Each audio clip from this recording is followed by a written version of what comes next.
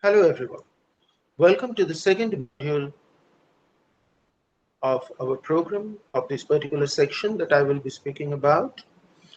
And in this section, we will develop on the issues that we have discussed already. So we will take Jacobson's model as a premise, and on that we will develop semiotically. Now, what happened is that after the study of semiotics was uh, somewhat superseded by the introduction of new interpretative uh, techniques and theoretical positions like deconstruction and post-structuralism, etc. The core study of semiotics and structuralism somewhat changed its axis. And of all places where it developed, the most significant position was taken by a very small Balkan country in Estonia and its capital, Turku. Turku, the University of Turku in particular, became the most important center for development of modern semiotics, and the chief architect behind this development was uh, a certain theorist called Yuri Lotman. Yuri Lotman, both the spellings are current, Yuri, Juri, and Yuri, and it is through the work of Lotman that we will now begin this module in understanding semiotics, and then we will move on to read certain classical Indian texts in understanding the theory of meaning, which we will again extend in the third module later on, which will be devoted on the development of poetic language, extending it to the language of culture. But before that, we will try and understand Lotman, some of his very basic concepts, and how he develops the idea of the semiosphere as the site of culture and cultural meaning production. Right. So I will just share a few slides with you.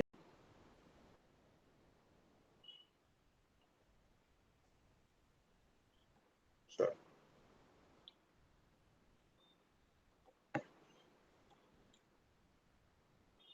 now, Yuri Lotman, this is a picture of Yuri Lotman. As you can see, he lived in the time between 1922 and 1993.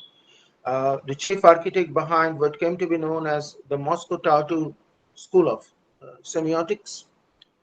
It is still a very active field. There are people like Kalavikal and others working in Tartu on semiotics, and it is quite an important center for semiotic study.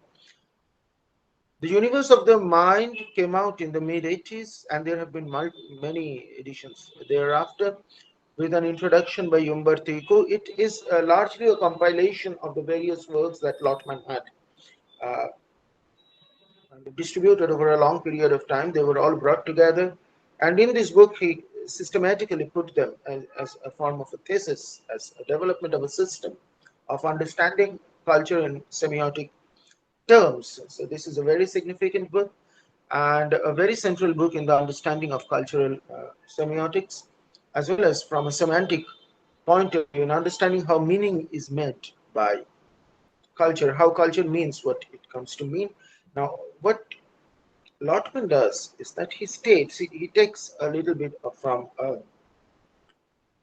neuroscience, actually, and he states that um, there are two ways in which we perceive the reality that we see around us.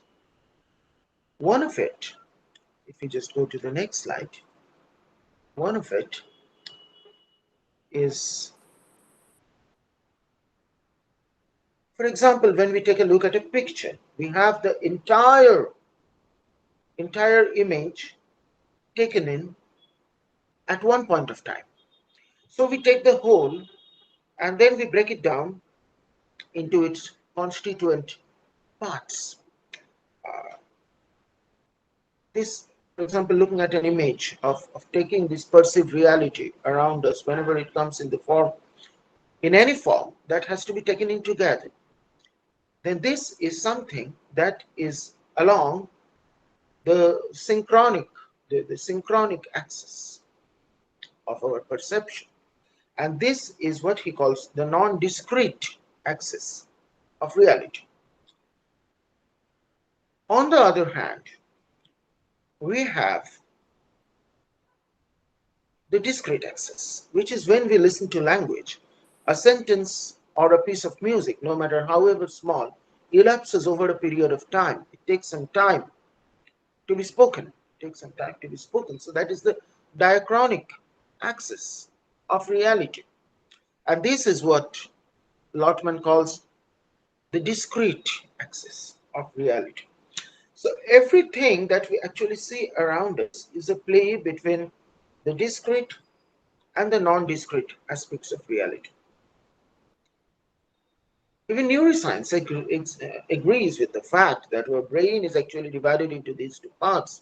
One part of it takes in the discrete reality, puts it in a system, in a structure, elapsing over a time, and then there is the non-discrete part of brain function, which takes in everything together, creating connections between them at a one given point of time. So that is it. The interesting part of it is that we are continuously translating between these two. We are taking discrete reality and changing it to non-discrete, or else we are taking in the non-discrete reality and changing into.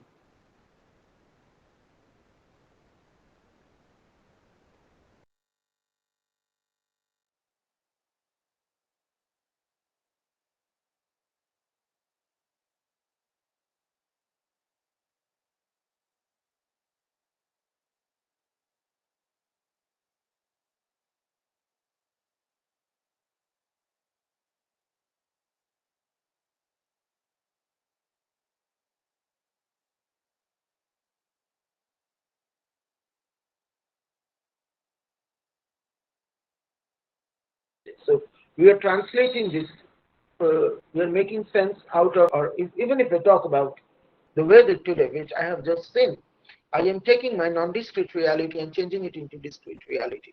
And when you're listening to it, for example, if I say it's raining outside, which it is, and the moment you hear this, you are changing my linguistic communication, which is discrete, into a mental image, which is non-discrete. So this shift is continuously going on. The irony of the situation is that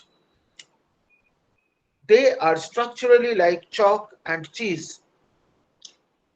The discrete and the non-discrete cannot be translated into one another. They are completely different levels of reality. Then how does it happen? How does one, to quote Lotman, translate the untranslatable? And this is where the sign comes in. Lotman says this is done semiotically. It is only through semiosis, it is only through the application of sign that the discrete and the non-discrete are translated into each other. As the slide makes very clear, this is not the brain, this is a sign, a pictorial sign, a clip art of the brain. And then we have the written language over here, which is again a sign through which we are making a sign, an understanding of this totality over here. Without the sign, it is impossible to translate one into the other. So sign is basically our way of changing discrete into non-discrete reality. But what are we getting at? Now, this is understandable. But what the next important concept that Lotman tells us is that when we create a totality of these signs, then we create a sphere of the sign, which he calls the semiosphere. He states that there is a material reality around it. He actually takes the term from Verdon's concept of the biosphere. So we have everything that we have around us, the material reality, and then we have the cognitive reality, the noosphere, and we mediate between these two with the help of science. And this is what he calls the world of the sign, the semiosphere. So, semiosphere at any given point of time is the entire economy of signs which are connecting with one another. And this semiosphere is the site of cultural production. This is what culture is. Culture, according to Lotman, at any point of at any given point of time, is the totality of signs that are engaging with one another structurally, as well as creating a boundary where everything that is not a part of that sign is lying outside.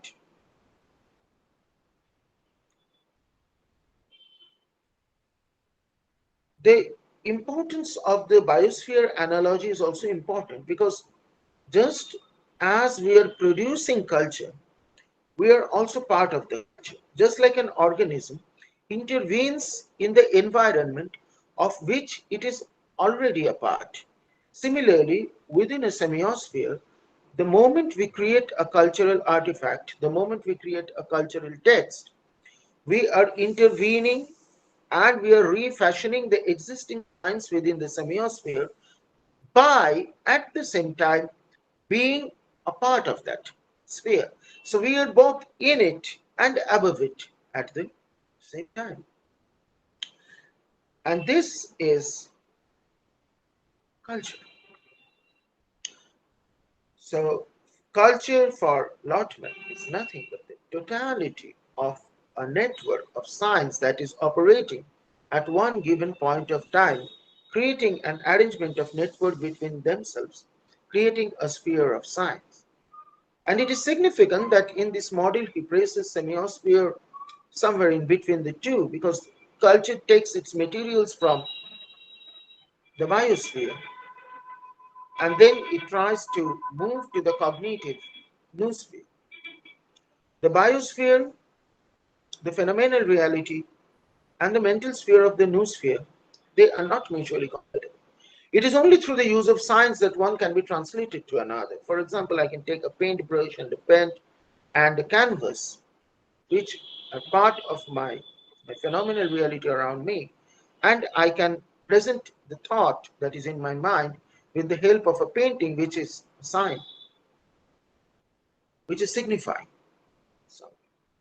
So, and that is where culture is created. It is important that the discrete and the non-discrete are mutually untranslatable because it is only because they are mutually untranslatable there is no direct equivalence between a unit of meaning in the discrete and the non-discrete.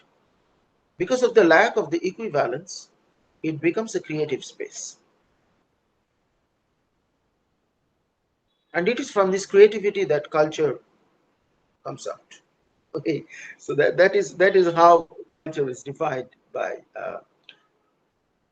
Lotman.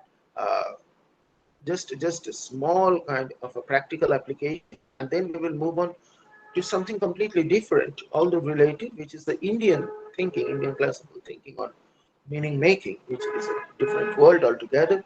So I'll just show you. For example, if we have to, this, of course, cartoon that we have, yes, you can see it. One is famous by Lakshman and another by Brian, which is. So let us take a look at what is happening over here. If we take a look at any of these cartoons that we have, uh, the first thing that we notice that there is a kind of interaction, a textual interaction that is happening between the discrete and the non-discrete elements over here. But at the same time, it is also being structurally related to something outside of it, which is the reality. For example, the consumerist thrust towards exploitation, which is there on the cartoon that you see on your left, and of course, corruption of bureaucracy in the right part, that which has been a favorite for Lakshman over a period of time, and it is relating to that structurally, but at the same time it is also relating to something else, which is the aesthetic of cartooning itself, which is again another sign that is happening. And it is because there is this relationship in this both ways that we are getting this, which is creating some kind of an internal uh, dialogue between the discrete and the non-discrete part.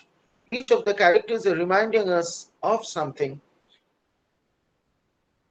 and then city cleaning campaign, what is he trying to do is that he's trying to create some kind of a narrative between the dirtiness which is outside and the city cleaning program, which is apparently going in great leaps and bounds, as an irony against each other. So the discrete and the non-discrete elements are coming into interaction with one another to give us this final product. So, and just because, so what this cartoon is trying to do, that it is trying to highlight the non-compatibility between the discrete and the non-discrete elements. Of course, there are other ways of seeing this. Graphic novel can be a great site for understanding this transition. It happens anywhere. And another thing that I want to stress over here is that it therefore also tells us that there is a kind of very oblique reference between the reality, as we call it, the phenomenon, and the, there is no direct correspondence.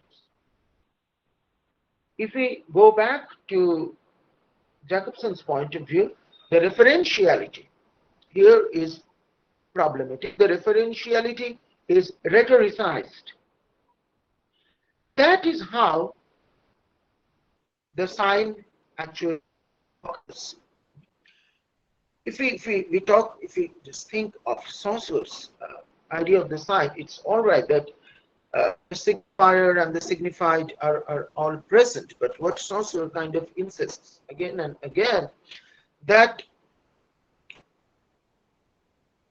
correspondence, the relationship, that the meaning that a language is making is largely structural. It's a structural meaning because it is through the signs, the individual signs in a sentence, the individual words in a sentence, the individual sentences, that meaning is made out. Its reference to meaning as representational of something that is happening outside its ambit in the reality around us is only incidental.